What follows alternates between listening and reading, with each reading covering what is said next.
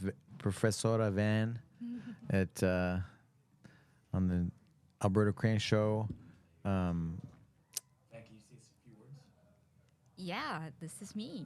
I'm Van. And then if you need the mics, the headphones turned up or down, let us know. Can you hear yourself? What do you mean, up or down? Like you can hear yourself, right? Yeah, Yeah. for Yeah, I sure, can for hear sure. you. Yeah, it's You super should be able to smooth. hear Alberto, so just have a conversation. Hello, outside hello. real quick, and then tell me to move the mic up or the She just met my mom downstairs. It was cool. Yeah. Nah, she came in after at the cafe. At the cafe. Yeah. Turn it up or turn it down. You mean for the headphones? Yes. No, I can hear him okay, and I'm not Well, loud in my it's ear. where it's comfortable, not too loud, not too soft. Yeah. And then for you, always have them pull the mic a little closer, like off axis. Like here a little No, bit. no, Like your mic. See how she's further away? yeah. Have her just pull the mic to her a little more. Push it. You're fine.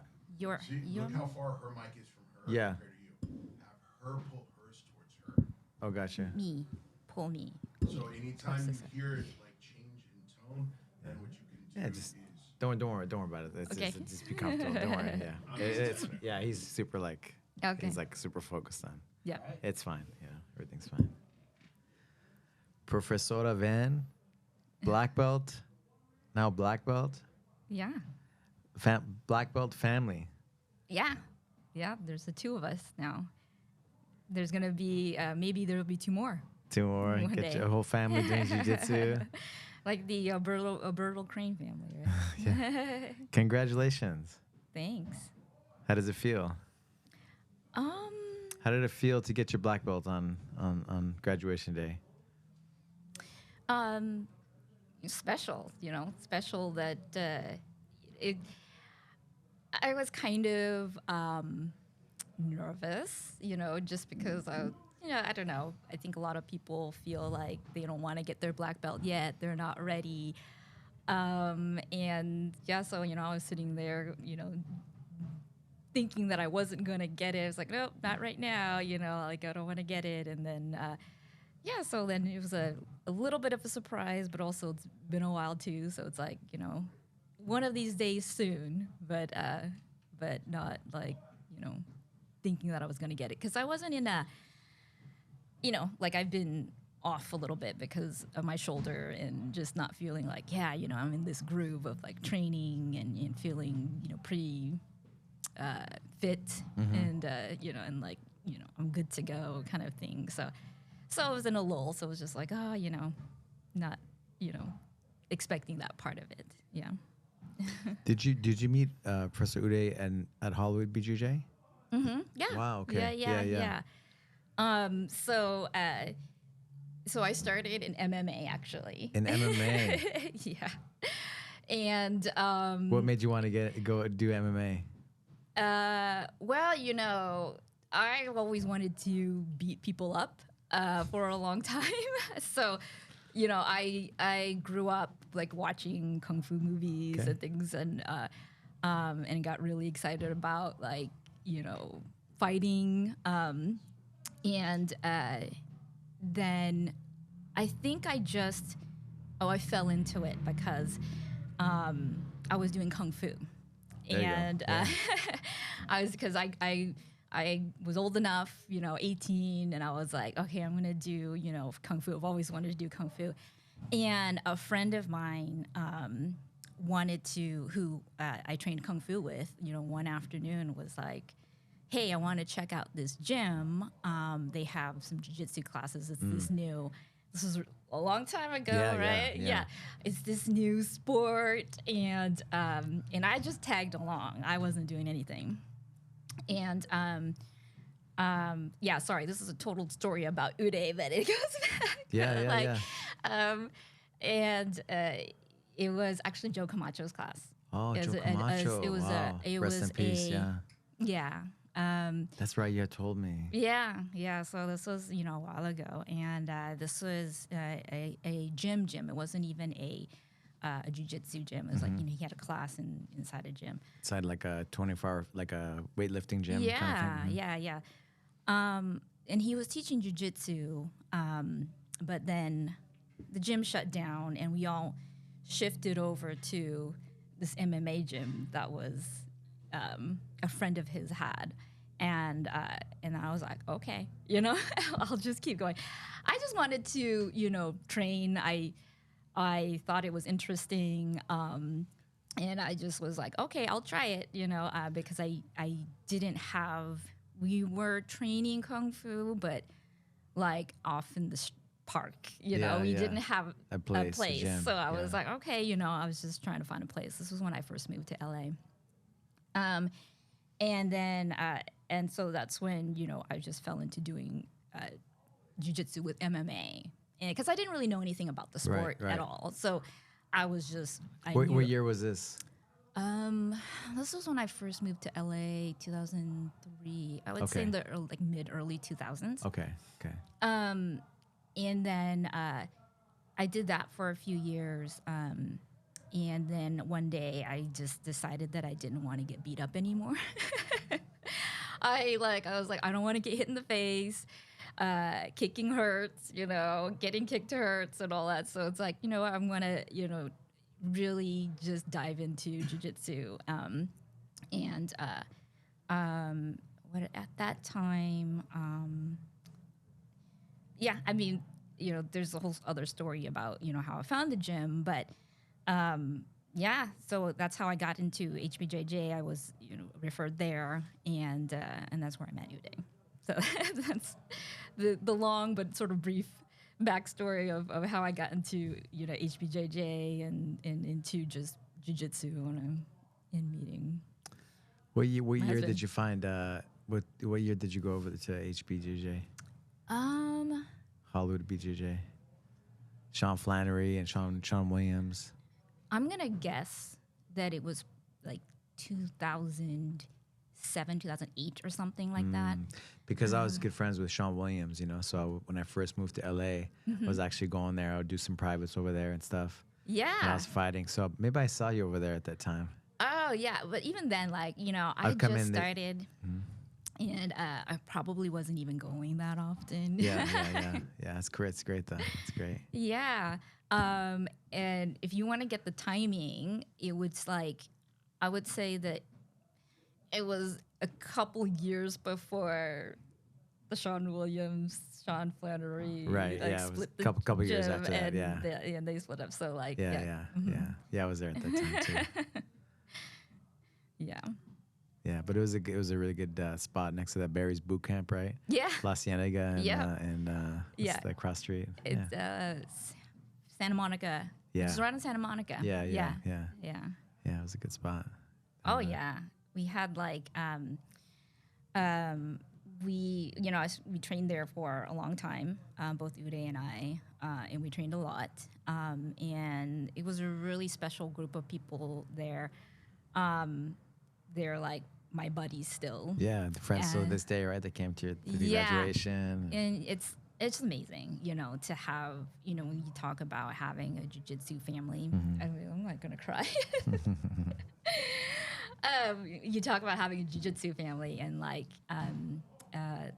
we still keep in touch to some extent, and just to have some, them always be there for me in my special jiu-jitsu moments and things like that. Yeah. Yeah, you got promoted in your backyard. I think it was during the pandemic or something like that, right? Yeah. Yeah. It was like, hey, we're doing a surprise Uday promotion. also managed to. He likes surprises, so everything is going to be a surprise. Hey, he for tied him. the belt when he trained. When he trained with you on. So it was like a surprise. Yeah. So stopped the training, and then we did the gauntlet in the alley in the back. Pandemic times. Right. Yeah. So that was during the pandemic. What was it? Okay, so I had come back from having babies. So 2 babies. Mama, yeah. Jiu-jitsu mom. And besides yourself and. Yeah, you got the whole family. Yeah. So I was just coming back to train here, at Legacy, like beginning of 2019, and starting to train more regularly. And then the pandemic happened, and that was when I was in, you know, when I was talking about like being in a groove of like training. I was like, yeah, okay, I'm getting a schedule down. You're back, yeah. I feel like I'm getting better, you know, things like that. Yeah, and then the pandemic happened, and when I, you know, at early 2019, I was a purple belt, and I'd already been like a purple belt for like, you know, 6-7 years already, and you know, a big chunk of that time I had taken off because of the kids.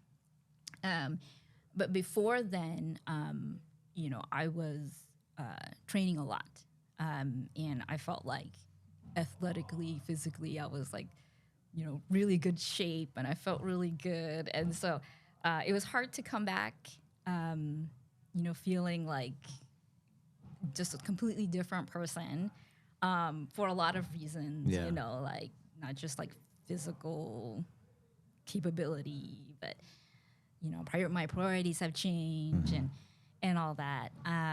So it was, you know, hard coming back and getting into a different mental space of training. But, you know, January 2019, I was getting there.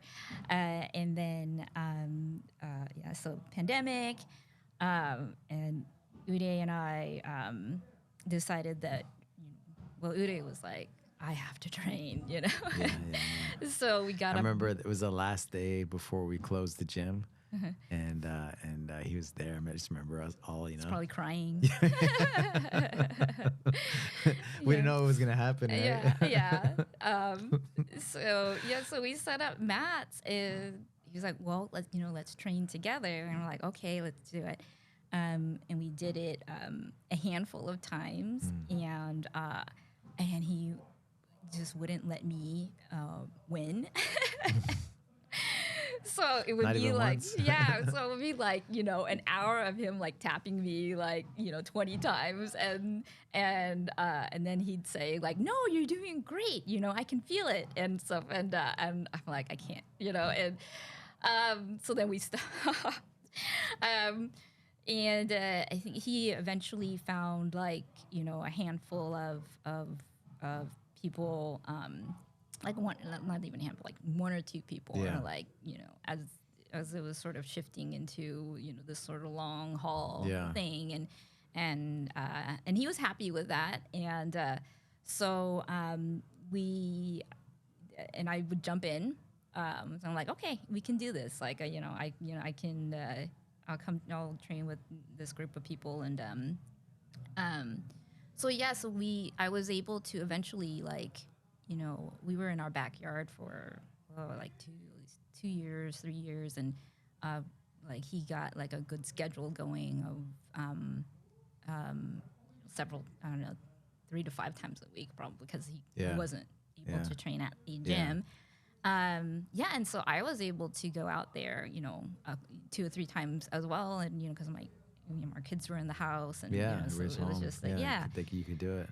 So that's great. So that's where, you know, I was, you know, able to like kind of get back a little bit more. We also went to Professor Monica and Professor Ricky's house. That's right. Yeah, so that was, I remember too, you know, because I was able to roll with, you know, some females over there, like Monica, you know, brought over some of her friends. And so I was coming back, trying to get, you know, physically better. You know, remember getting totally beat up by, you know, Monica and, you know, her friends, and like just feeling like, you know, not in shape. But and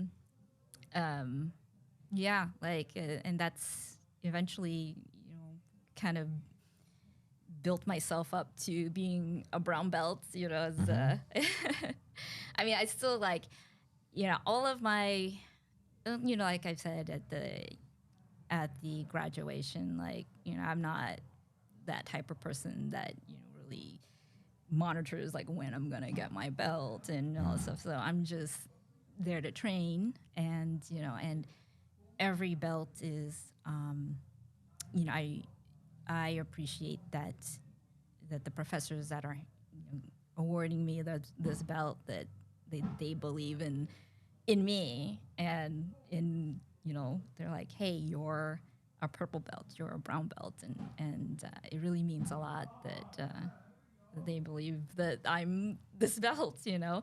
So yeah, you know, at the time that I got that brown belt, like, you know, my husband and all the, I know that he conferred with all his, you know, black belt, you know, friends, Yeah, we had my training partners. board meeting. Yeah, yeah, yeah. He was nervous. He was nervous all week. Yeah. Making sure everything was. Yeah, and I, you The way know, he I wanted think it. with that promotion, I think it was also like, you know, because I'd been a purple belt for so long, and then also like just during that purple belt time was just oh gosh, like, you know, Udi and I had gotten engaged. Yeah. Then my, you know, Life. the kids and the pandemic, so it was like a big chunk of things happening. So, you know, so that was really a big milestone in that way. Yeah. Yeah, work, right? Family responsibilities, being a Yep. mom. It's a Yeah. lot, right? Yeah.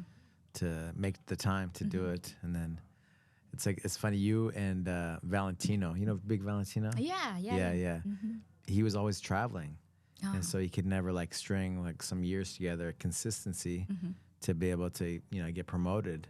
And then he finally did it because of the pandemic, Oh. and so he was able to kind of get to the other side and put Yeah. it together, and Yeah. it's pretty cool. So Yeah. you're like kind of the second person that was like in a good way, because you're able to string a lot of trainings together and get back right on the mat. Yeah. Yeah. Thanks to Uday and, you know, everybody's. Yeah. Yeah. You Contribution, know, right? it takes a village, I guess. Yeah, for sure. You need your, you know, training partners, your coaches, you know, to get you going. Yeah. So I'm going to ask again. So that day, right? Like, what does it mean? And like thinking about it now, you're reflecting on it. What does it mean for you to get your black belt in jiu-jitsu?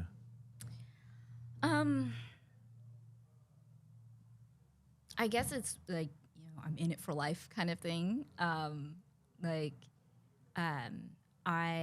It's amazing that, you know, when I first started jiu-jitsu, I remember going to women's open mats and seeing a colored belt was like super special, you know, and like a black belt, you know, female would be like special guest star, like unicorn kind of thing. So, you know, having a black belt now is just, you know, being able to be in this elite group of people like all around the world, you know, like you're not just a black belt in jiu-jitsu, but an even smaller group of, you know, female black belts. And so I feel like, you know, I want to live up to this sort of like special thing. And I think that also the nice thing about, I guess, being older is that I have less of an ego of like, you know, I think one of the things that made me nervous earlier about getting a black belt, like, you know, when I was younger, was like, oh, you know, I really have to be really good, and, you know, I have to be able to beat everybody up and all this stuff. And but I feel more comfortable now because, you know, part of the reason also is of being older is the experience of meeting older black belts, all different types of black belts, who all have their unique qualities of, you know, what kind of black belt they are. And so I think that shows me that, you know, I'm the kind of black belt. I can be an example in a different way of, like, you know, having persevered and being small and still having an older and not as strong, of taking that and just being able to defend myself and to also have enough knowledge eh, um, to teach and encourage other women. I think be an example to other women and girls, not just being like a female and being able to do it, but also like having this other, you know, having kids and, you know, doing it as I'm older, you know, just showing this sort of other aspect of being able to be a black belt. And I like, you know, being that example for others. Yeah, and yeah, it's something that, you know, it gives me an identity. I think that that's very unique. You know, aside from, because I think a lot of women after they have kids and I think get lost in like, well, I'm a mom now and this is all I'm going to do, you know, and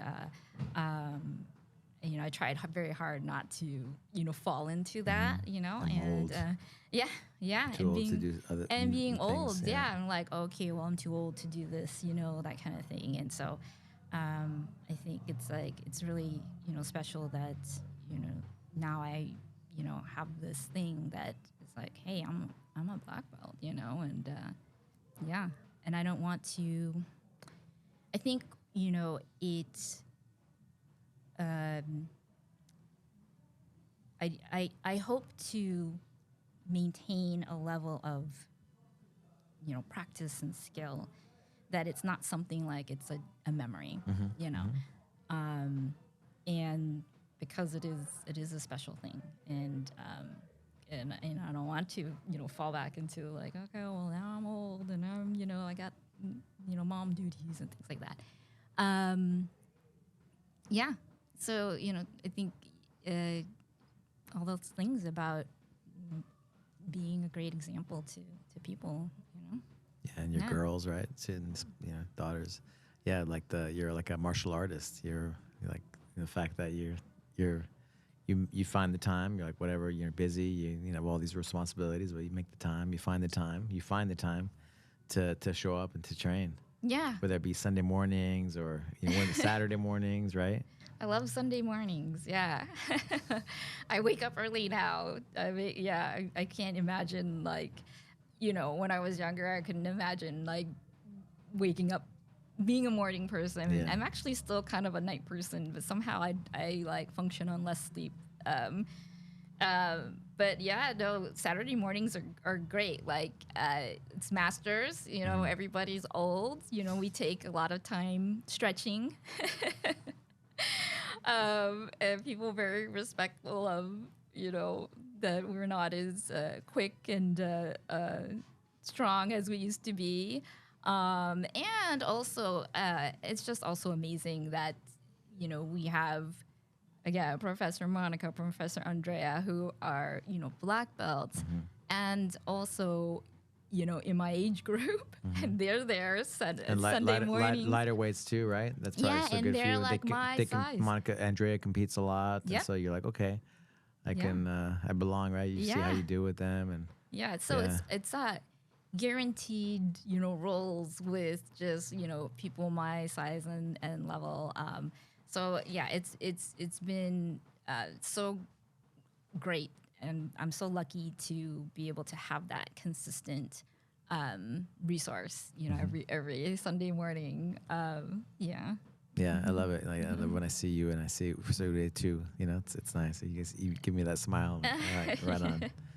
Because you guys are busy, right? You have everybody has a million excuses to do something else, right? Stay in bed or whatever it is, you know. Yeah. Like, no, I'm going to do this for myself. Yeah.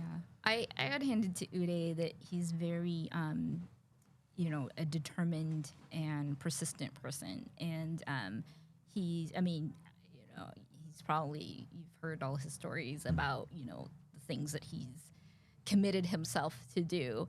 And so like, so he's always the one who's going out to like, oh, I decided that I'm gonna do this, and so you surround yourself with people like that, and it lifts you up, So like, For sure. I see him going out, to train, and he's doing this and walking in the morning, training in the morning. I see it, so sometimes I try, but it's always there, and it's an example for me to be like, okay, I gotta go. So and it's fun when we can like go together. Yeah.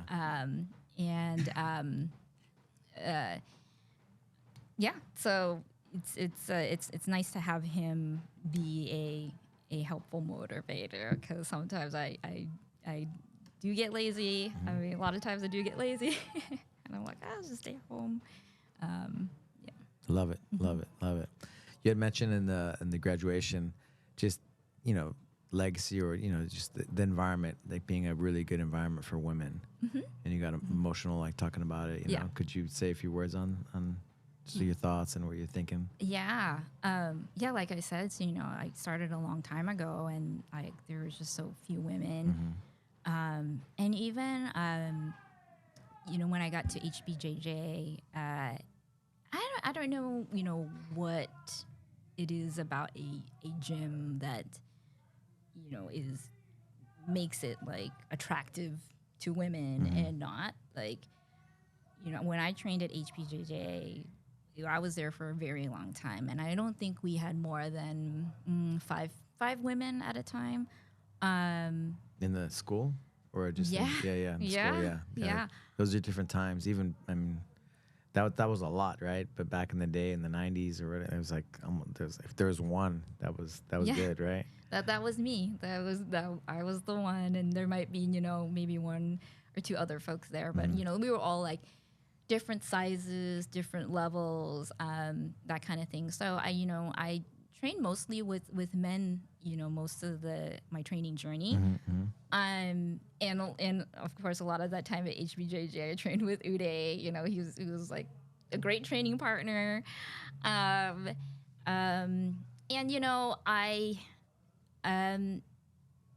I guess I could have tried to find a gym with more women, but you have your family, so they were, my training brothers were just amazing, and I just had a great time. So it wasn't, there were, as it was growing, as the sport was growing, there were open mats, women's open mats, Right.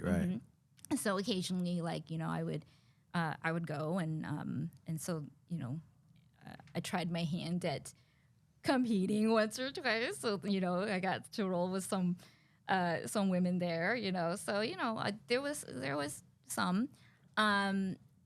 So yeah, so it wasn't like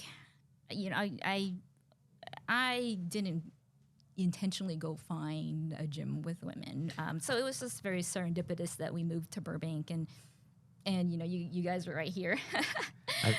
And no, just I was thinking, Jill Baker, Jill Baker, who does who did the SoCal open mat, and Felina and Yes, Zette, right? yes. They did a lot of support of those women open mats in those days. 2005, I don't know, right around that time, 2010 after that. But now, like I was talking to Jill, I went up to Bakersfield, like some like maybe last year, and she was just saying how there's so many women now everywhere, and it wasn't like that. Like that's why they needed like these events to kind of show, hey, there's women training, like you can do it too. It's amazing, and like I mean, now there's women fighting in the UFC, Right. and they're like popular, people watch, and so it's totally a different game. Yeah. I was a blue belt when Jill Baker was a blue belt.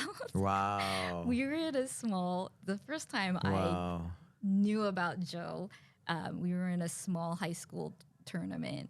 And she wasn't in, somehow, there was like 5 of us, but, they were able to divide us into weight divisions. So she wasn't in my weight division, but like, I distinctly remember that she had 2 other opponents, and she made them both cry.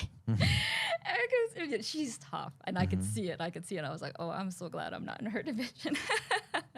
But yeah, and she like, rose up the ranks quickly, and she's just so talented. Yeah.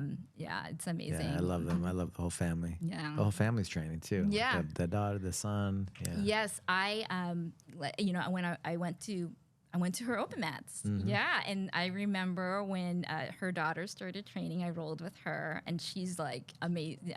Yeah. Back then she was a kid, Right, so right. it was like, okay, I can take her, but I know that I think she's a black belt now, Mm-hmm. and so she's also amazing. I'm sure coming from a family with I know that her parents are both very talented, and yeah. Dedicated, right? A lot of years. Yeah. Shout out to Matt Baker. Yeah. And what's the name of the gym? Baker Jiu-Jitsu, I think. Yeah. Oh, In is it? Bakersfield. Yeah. Doing a lot of Baker words. Yeah, but they have a really nice gym and good people there. Yeah. It's been working. They were working for a long time, really hard, and getting a lot of good results, right, in the community. And, Oh yeah, and the jiu-jitsu scene. yeah. SoCal jiu-jitsu scene. I see pictures of their gym, and it's a lot of students and really successful gym. Yeah, out there. Yeah. So I was just very lucky that it happened that that your gym was here, and I think maybe one of the things that may be helpful in having women here was maybe like your support in having women's classes. And I think maybe the kids, having a kids program, a really good kids program, may be attractive to, people who like mothers who are there watching their kids and feeling like, oh well, I can join too. And, It's safe. It's good yeah, environment. yeah. I mean, I honestly don't know. I'm guessing. I came in as a purple belt, and you already had established a pretty solid group of women. Yeah. Yeah, I was. We had 4 black belts, one graduation. That's pretty cool, Yeah. That was last year, or no, the year that Monica and 2 years Andrea- ago, I think. Yeah. Yeah. That was amazing. Yeah.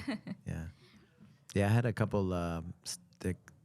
They would have been black belts. They would have been one of the first 12 female black belts, but I moved away from New Mexico to LA Oh, in 2007. yeah. And so they were brown belts already. They're like world class. They were like doing really well, world champion, Pan Ams, all this stuff.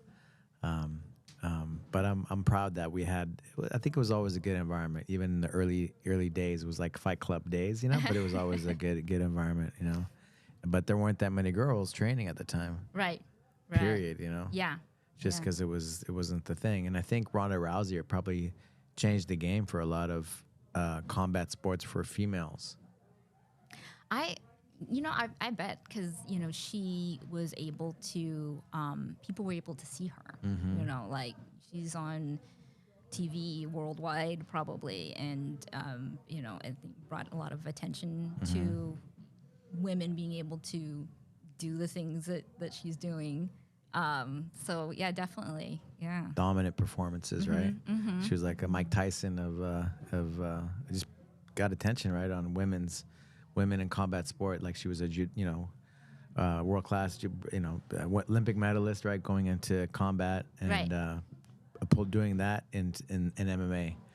And then Dana White saying there was never going to be females in UFC, right? And then her changing his mind. I mean, when she came in here back in the day, when she was just getting into fighting, she went with all these purple belt guys, like tough guys, right? Like athletic, strong, and she was tapping them out. Oh, amazing. They were like fighters, MMA fighters, We had to get a pro card, so they were all training here together. And then she was training here when she was first getting into it because her manager I was good friends with the manager. She was just like on a different level, just so elite, so good. I can't imagine. And it like really showed me the level that it could be. Cause I never had the experience, when I was younger. My students in Mexico, they were really good, but but it was a different. Her level was like another level, right? Of just experience and just skill set, right? Yeah. Her mindset, like, going against big, strong guys and tapping them out, and just like, no, it doesn't matter who it was she was going against. She was going to win. Yeah. Yeah. And then seeing that, go into the UFC, well, seeing her rise the ranks and then getting into the UFC eventually, and then doing what she did was pretty cool. Yeah. I think, as, even just the sport in general is getting more talented. But, now with women being able to have role models Yeah. and I guess resources even, you're going to see, better and better female fighters. Look at your daughter. Yeah. Renee. She's amazing, Yeah, Thanks. She had you as a training partner because I had to be careful who she would go against. So I was like, hey man, can you train with it, please? Yeah, no, Yeah. I totally I love being able to be her training partner. And that's again going back to what this all means to me is being example for people, being being able to help other women train. So I'm totally love being able to be her training partner. I had a very small window of time where I could be competitive against Renee when she first was going into the adult classes and things like that. But now she's just like, okay, I'm done. She's so fast and athletic. And just really amazing. Yeah. Thank you. Yeah, it's been fun. Her doing the wrestling now. It's the fastest high school growing sport. I know. Right? The women's wrestling, I heard. girls wrestling. I heard. Yeah. So it's been pretty cool to see that. And I think, going back to why is that, right? And it's all the UFC. And did you watch the Mike Tyson, Jake Paul? I didn't event? Watch it, but I read about it and heard about it. Yeah, they had a female boxing. That was like the fight of the night. Oh yes, I did. I remember that there was a female fight. Yeah. And people I heard really liked that fight. Right. Just the heart and it's like what they brought it was the best fight of the night. Yeah. So going from. You talk about Ronda Rousey, that first fight with Misha Tate, and just starting from there, and over the years, the women being able to get better and better, and thinking about the skill level of the MMA fighters now that are doing professional fighting and things like that. It's amazing, I haven't been watching that frequently recently, so I don't know their names, but it's they're now often the most exciting fights of the night, So in the UFC, right? Yeah. Yeah. And even in boxing, boxing, yeah, exactly. Yeah. So it's really incredible to see, and we even just everywhere in the sports realm, like you said with women's wrestling and maybe is it social media? I don't know. People being able to see, women, in this sort of capacity in a higher level. Ronda Rousey came out at a time when I think even social media wasn't as big as it is now, right? So you heard her in the news and you saw her on TV and all that stuff, but then afterwards, you can see all sorts of women, different sports, just being amazing, and they're role models for me, honestly, as well. I on social media pretty frequently, but I use it as a motivation. Really, I actually follow a bunch of mom athletes, right? And I don't know, you always appreciate me for taking the time out of my being a mom and training, but like I'm at this level of like, I do prioritize my kids a lot because I want to make food, dinner for them, and so forth, and you can call it making excuses of like, well, I have to do this and for the kids and so forth, but there is another level of that you can attain as a mom athlete that is just you have Olympians who are winning gold medals and who've just had a baby. Yes. And, so forth. So, No excuses, right? Yeah. So, you when they can, set those examples. Yeah. Like they're bringing their babies to, whatever place they're training, things like that. So there's definitely levels at which you can do this. And so, I follow these people on social media just so that I'm just like, hey, they're doing this. Like I can go to a class, Yeah. a couple times a week, So, and I see them. There's like more and more examples of these amazing women, and I'm like, hey, you can do this. There's a mom strength thing. Like I've talked to a lot of moms, like jiu-jitsu mom, like athletes, professional athletes. They're younger too, and there's like they say like they get a certain strength. Have you felt that after having kids? No, you know what? No, I'm actually pretty weak. But I've heard of it. I've heard of this too, right? mom Okay. strength thing. Yeah, I mean, part of it, I think maybe is like arm muscles from like holding Right. the kids. Maybe, yeah. But to be honest, like I actually probably am not as strong as I used to be. So it's not me. But I'm, to be honest, like I don't know. I guess I can attribute this to jiu-jitsu technique, but like I feel like I don't get beat up as much as I should be for being as weak as I am, and it must be the jiu-jitsu technique. You know, like it's the beautiful thing, right? You adapt to what you need, and Yeah. you make it to what you need it for.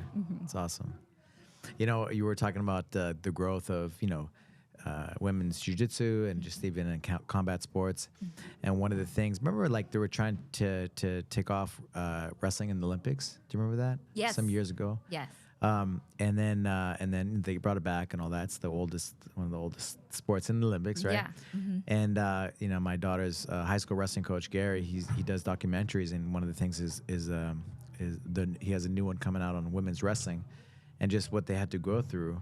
Because there was no girls on the team. Now they have girls teams and everything else, but they didn't want to let them even wrestle, and what they had to go through to actually do it. It's interesting. And then, speaking of what happened with the things like the girls wrestling, there's just different types, but there's a lot of pretty wrestlers too, right? Like my daughter, it's nice because she's feminine and she looks at that and she's like, oh, I love this, and so they can be themselves, they can be pretty. And he was like, what? And they're articulate, right? So they're very marketable for So it's so great for the sport, Yeah. Because they're pretty, and then they can articulate their thoughts much better than some of the guys, Mike right? Tyson. Yeah, Mike Tyson's a unique guy, right, in his own way. I mean, I guess like I think that's a plus. I wish it wasn't that way because it's like an added responsibility for women to look a certain way. I'm saying, but it's as far as marketing, right? For like helping a sport grow. Right. Helping a sport grow. Yeah, I think that's how like, Ronda Rousey, Miesha Tate was marketed, and that made that rivalry and those fights like pretty successful because they were nice looking women. But it's it's a little unfortunate that's built into women's sports that that you're marketable because you look better. Yeah, I think it's like you think of that because like guys too, right? Even guys, like good-looking guys, and it's like it helps to be good-looking, right? And That's true. Girls or guys, That's true. Yeah. And whatever you do, like people like you more and whatever. And unfortunately, it's like that. but just on the women's thing of that, and then them being more articulate overall. I'm not Yeah. saying everybody, but overall, it's like Yeah. really good for the sport. Yeah, true. Yeah. And I think also that, on the flip side of that, like, women who are, doing these, doing sports, but also doing fight sports who look more feminine and who can be successful at it. I think also, it opens it up to women and men who think that, if you fight or, that you're going to look a certain way. Right, exactly. And they don't want to do that, And so, so that on that side, that's a positive. Of, Right, well, everybody can do it, right? I can look cute and still fight. Which brings me to Gina Carano, which There you was go. like, she was The first MMA fight, professional on the bigger stage, right? Yeah, but even before then, she was an accomplished kickboxer, I just remember her because she was so pretty. I mean, she is. I'm sure she's There you pretty go. right now, and so and also a great fighter, and so I was like, and I thought that was cool because I'm like, like she's cute and she fights really well. Did you see her on The Mandalorian? Yes, yeah. So yeah, like see what you're saying has a lot of truth to it Yeah. of like women being able to appeal to this market because their looks and their ability to speak. Yeah, it's just the world, right? It's Yeah. the world, and nobody's better than anybody, but it's like those things help, right? With Yep. people connecting with people. Yeah.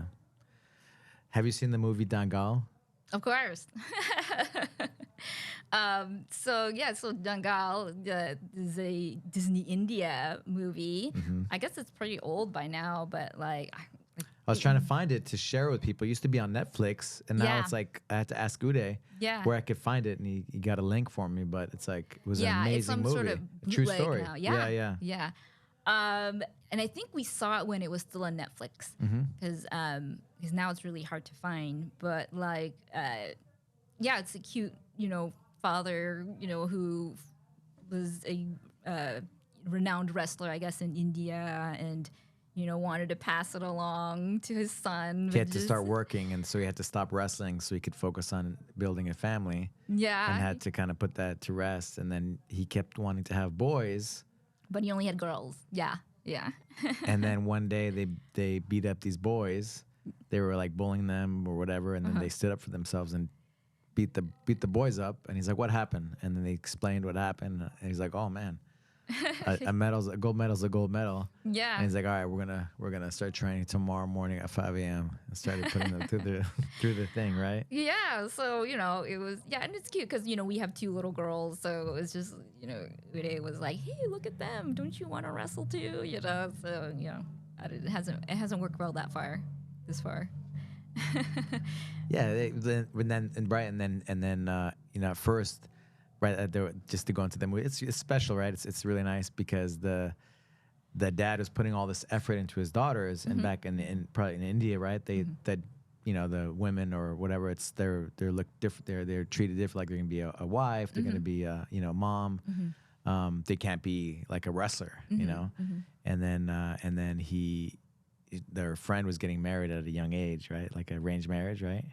I don't remember that part. Yeah, and then the friend was like, "Listen, I wish my dad put all this time into me and put all this love into me, and you're so lucky." And they were like resistant to the training, like the hard training, 5 a.m. It was like abuse, child abuse, right? And then they changed their mindset, and they were like, they got up by themselves and were like super motivated, and they Yes. started like beating these boys in the dirt Yeah. wrestling, right? Yeah. And listening to their dad. Yeah, And then rising their ranks and in local, state, Yep. national level, making the national team, Yeah.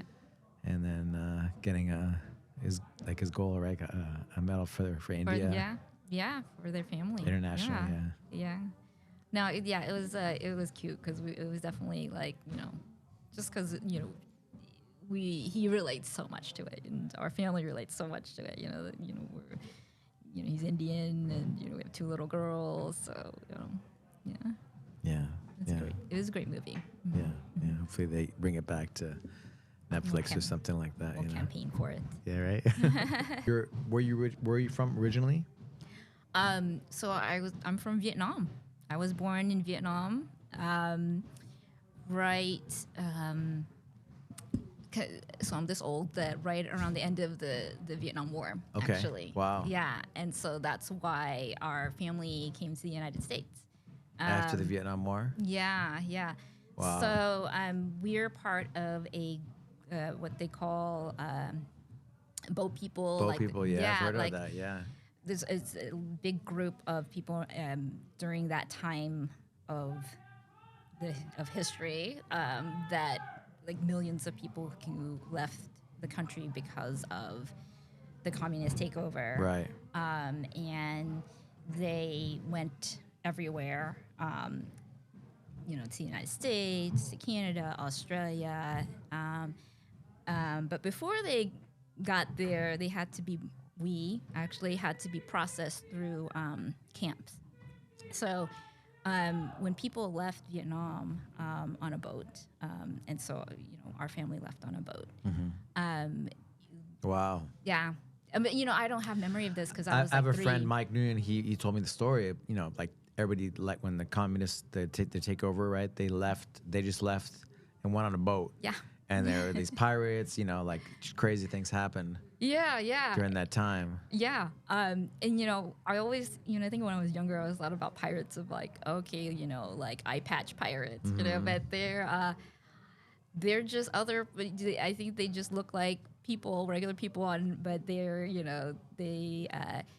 they knew that millions of people from Vietnam were coming on, floating around in a boat.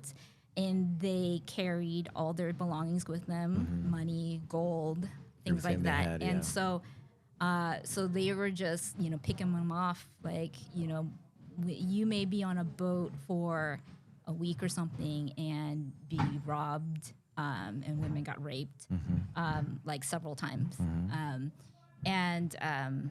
So yeah, I was very young, but I don't remember, but my mom and my uncles and told me what happened. And so yeah, people left on boats not really knowing where they were going to go. I think they all just kind of hoped that somebody would pick them up, or they would just land somewhere and somebody would take them. So I mean, and the history of that is like so many people landed in certain places like Indonesia, and Hong Kong and things like that, that the UN said that, hey, you guys the countries need to make a camp for them because they're just hanging out, living in squalor. So we landed in Indonesia, and they made a camp. And We're in Indonesia. there is this island. So Indonesia is made up of like Right. thousands of islands, Right. right? So there was this like sort of desolate island that very few people were on, and it's called Galang, Galang. They made it into a refugee camp. They built a refugee camp there, and I think we were there for a few months, and because the UN made this agreement with all the governments, they were able to kind of develop this orderly process of like processing people through to other countries. And so that's how we came to the United States. We got processed, our papers got processed to go to the United States. I actually, we settled in Oregon, actually. Oregon, okay. Yeah. So you grew up in Oregon? I grew up in Oregon. Where in Oregon? Initially, like Oregon City, which is a suburb of the Portland area. So when I was a kid, I grew up in Oregon City, but I lived in several places around the Portland area. There was actually during that time because Southeast Asia was going through so much in the 70s.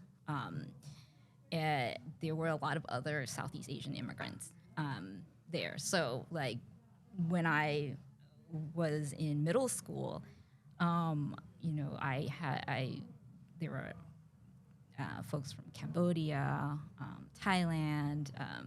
Yeah, it was like a mishmash of a lot of different folks from around Southeast that area. Asia, yeah. Yeah. Wow. And what brought you to LA? So I went to, after I graduated from high school, I moved out to go to college. Eventually, I also went to grad school in Atlanta, Okay. graduate school. Got my master's, and I was like, oh, I need to go back to the West Coast. It's hard being away from family. It's like a 3-hour difference, right? Like, my family at that time was still in Oregon, but it was just the 3-hour difference was really hard. And I really just liked the West Coast a lot better. And so I moved, I got a job. So I finished grad school and I got a job back in LA. Okay. Yeah. There you So, and actually it was, I had only been to LA maybe 2 or 3 times before. It wasn't my first choice to come to be in LA. I wanted to go to the Bay Area. But, so now, I've been in LA almost as long as I've been training jiu-jitsu because I started it early on when I moved. But, now I feel like an Angelino. I love it. I love all the messiness about it, and I didn't think that I would like it like this. But I really love Awesome. the area. Awesome. Thank you so much for being you and showing up. It's been amazing to see you, and big smile, and you and Professor Uday as well. Uday with his bike. You guys arriving separately, and you guys making the time to train. I know you're busy with work, being mom duties and everything else, and you always find the time to come in and like being a black belt is kind of like surrendering. I look at it as like surrendering to like a lifestyle, right? This is part of your life. Yeah, no, like I appreciate it so much, like that you guys are here, and I love being able to just develop this part of myself that is just it gives me an important identity, and I want to thank you for inviting me to do this. It makes me feel special. And it's like you have all these world champions come in, and then there's me. So Yeah, that's right. It's so great that You guys mean so much to me. Thank you. Thank you, and I look forward to seeing your daughters grow up, and everybody being the best that they can be and growing to their potential, right? Yeah. I hope the girls are better fighters than Uday. That's right. You have any shout outs you want to give? Do you want any special thanks or shout outs to anybody? Oh, just all the folks that I thanked at my black belt graduation. Just my husband Uday, my family, you, Professor, my training partners, Gorilla Den Jiu-Jitsu, which is our backyard training thing. So all those people who have made me who I am, as a jiu-jitsu player. Thank you, Van. Thank you so much. Thank you.